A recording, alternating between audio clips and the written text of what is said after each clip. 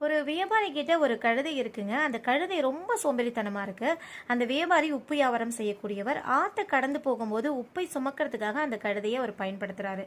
அந்த கழுதை ஒரு முறை ஆத்த கடக்கும் போது கால் சறுக்கி விட்டுடுது. அதுல உப்பெல்லாம் நனைஞ்சு கரைக்கு வரும்போது ஒண்ணுமே இல்லாம கரைக்கு வருது.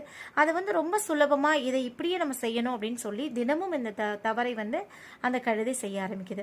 அதை உணர்ந்த அந்த வியாபாரி சரியான தண்டனை இந்த கழுதை கொடுக்கணும் அப்படின்னு சொல்லிட்டு ஒரு முறை ஒரு பஞ்சு மூட்டையை அதோட முதுகுல கட்டி அனுப்புறாரு. பஞ்சு மூட்டைன்னு தெரியாம மறுபடியும் அந்த தவறை செய்யுது. அது பஞ்சு மூட்டை அப்படின்றதுனால வெயிட் அதிகமாகி அதை சுமக்க முடியாம கரைக்கு வந்தோன்னு சோர்ந்து கீழே விழுந்துருது. அப்பதான் நினைக்குது நம்மளுடைய எண்ணமும் நம்மளுடைய செயலும் ரொம்ப தவறானது அப்படின்றத புரிஞ்சுக்குது. நாமும் அப்படிதான் நம்மளுடைய எண்ணமும் செயலும் சரியானதா இல்லை அப்படின்னா கடினமான ஒரு வாழ்க்கையை கண்டிப்பா வாழ்ந்தே ஆகணுங்க. வாழ்க்கையில சோம்பேறித்தனம் அப்படின்ற ஒன்று இருந்தது அப்படின்னா வெற்றிகள் எப்பவுமே வராது. இந்த வீடியோ பிடிச்சிருந்தா லைக் பண்ணுங்க, சப்ஸ்கிரைப் பண்ண மறக்காதீங்க. மிக்க நன்றி.